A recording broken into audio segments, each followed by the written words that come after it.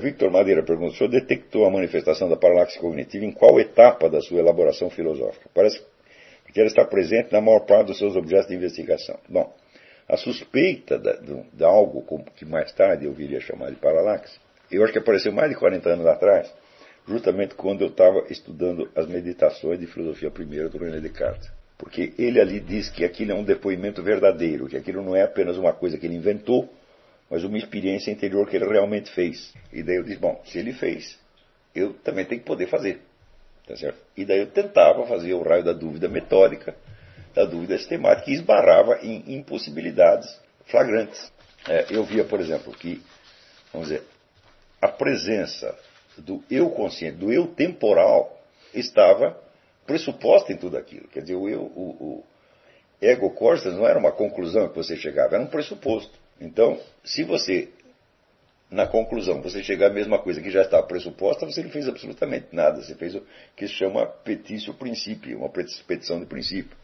E, quer dizer, se eu me propus pensar sobre algo, eu mesmo já disse que eu estou pensando.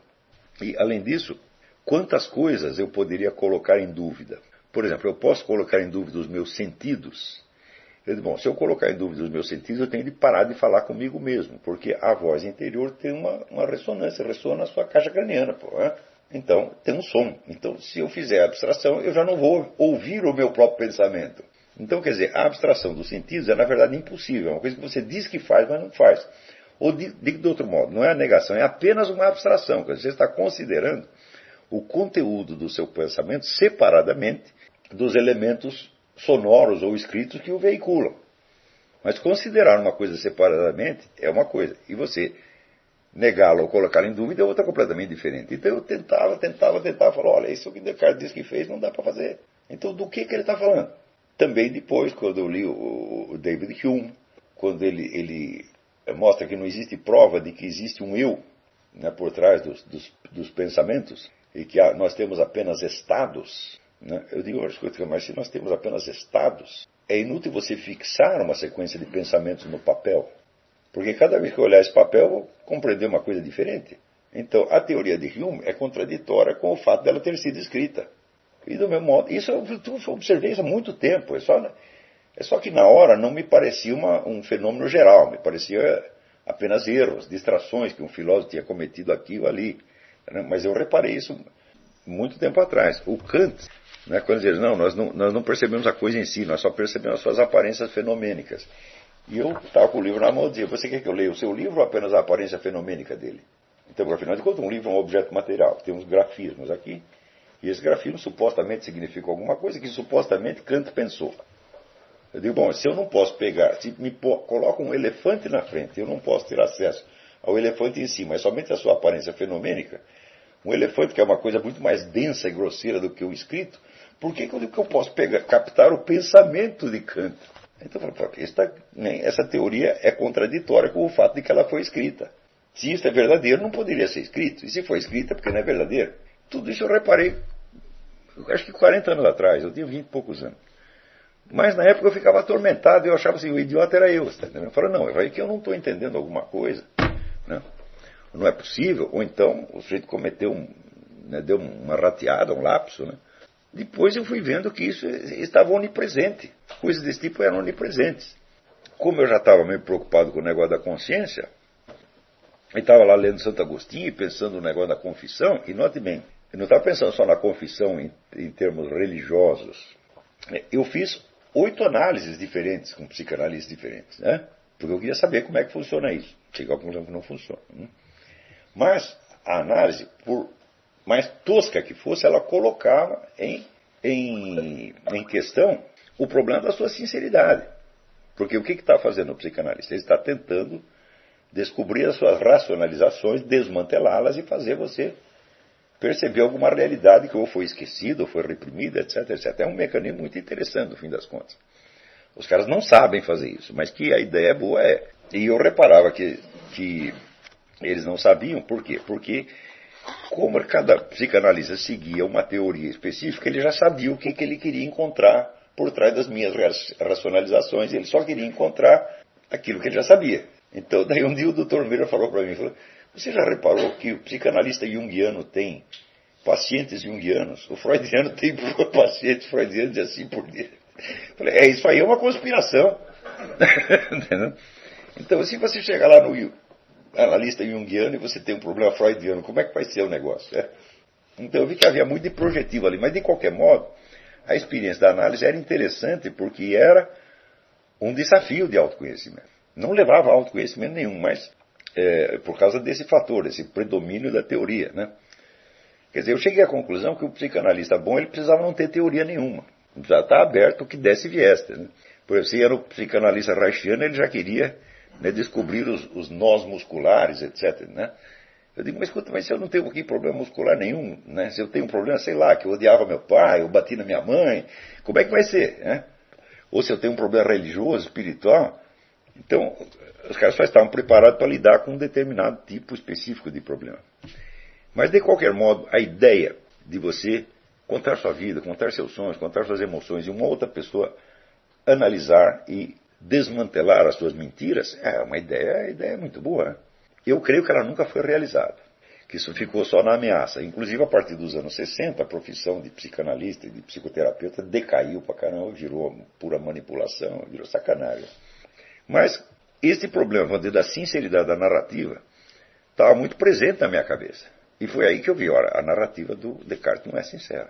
Passaram-se muitos anos até que eu vi que não era só ali que ele não tinha sido sincero, que ele era o homem, que era, como diz o Maxime Leroy, era realmente le philosophe masque, que é o homem tudo mascarado. E ele mesmo dizia que ele vivia disfarçado. Eu falo, mas peraí, então por que você me diz que você vai expor ideias claras e distintas e que eu vou entender tudo como se fosse máxima evidência se você ao mesmo tempo está se mascarando? Então, foi muito aos poucos que eu cheguei a essa coisa da paralaxe cognitiva como um fenômeno que marcava toda uma época da história da filosofia. Quer dizer, a época do teatro. E, quando chega no século XX, acontece essa coisa surpreendente de que o diálogo intelectual está todo feito de disfarces e camuflagens. E uma coisa verdadeira você só encontra mesmo no teatro. No teatro, no romance, né? Quer dizer, tudo aquilo que era ficção virou realidade, o que era para ser realidade virou ficção. Isso provocado em parte pelo próprio desenvolvimento do sistema universitário, onde filósofo se torna uma identidade social, o nome de uma profissão, e não uma regra de vida, como era para Sócrates, como era para Platão, como era para Aristóteles e como era para os escolásticos.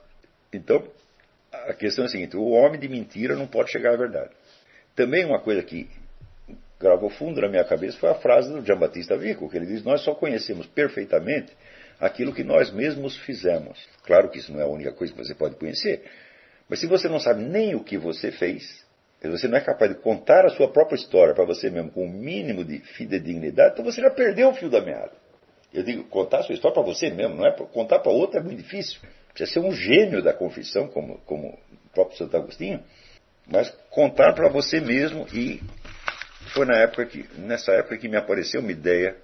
Eu vi que eu representava vários papéis perante mim. E um dia eu falei, mas só vale o que eu falo para mim mesmo com a minha própria voz, representando o meu próprio papel, não uma outra coisa.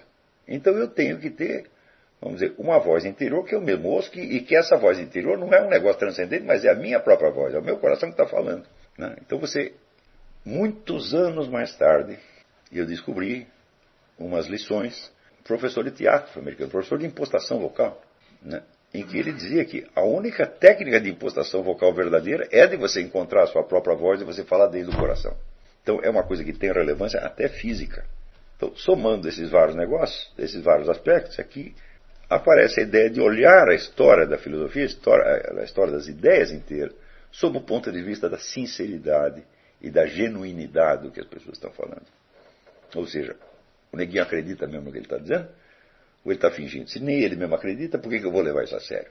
E aí tem casos extremos. Quando você lê Karl Marx, eu digo, não tem uma linha sincera ali, é tudo fingido. E isso é curioso, porque quando eu tinha começado minha vida, eu comecei como militante esquerdista e me intoxiquei de Karl Marx durante um tempo. Karl Marx, Lenin, etc. E tudo aquilo me parecia verdadeiro. Me parecia verdadeiro porque eu me alimentava só daquilo. Então, a própria conversa, vamos dizer, se confirmava a si mesma indefinidamente. E dá para você continuar assim o resto da sua vida, porque os marxistas escrevem livro que não acaba mais. Se você quiser ler só produção intelectual da esquerda política, você nunca vai terminar. Agora, vamos fazer um teste. Você vai ler o pró e o contra. Então vamos procurar os caras que estão do outro lado, o que eles dizem. Se você fizer isso, o seu esquerdismo acaba em 3 meses. Não mais do que isso. É como diz o Eric Wegener, ele leu o Capital durante as férias e ficou marxista. Daí ele fez um curso de economia política e largou daquela besteira para sempre. Então foi assim que surgiu o negócio da paralaxe cognitiva. Quer dizer, a própria origem da noção paralaxe cognitiva, ela poderia ser objeto de um livro. Vamos fazer uma autobiografia deste capítulo. Como é que eu descobri a paralaxe cognitiva? E como é que eu descobri que isto não era uma casualidade, mas que isto era uma regra geral? Ao ponto que nós podemos pegar o começo da modernidade, podemos chamar na era do fingimento, porque é tudo fingido. A biografia das pessoas é fingida, a voz é fingida, é tudo impostado. Vocês lembram quando nós examinamos o quadro do Holbein, os embaixadores? E você vê a ênfase que se dava naquela época na ideia de moldar a personalidade externa de modo que o indivíduo representasse um papel social. Isso não tem nada a ver, vamos dizer, com um esforço ascético de encontrar sua própria voz, de ser sincero, etc. É exatamente o contrário. Depois você vai ver as biografias que nós herdamos daquela época, mas é tudo fingido. A biografia de Newton é falsificação do começo até o fim, a de Descartes também.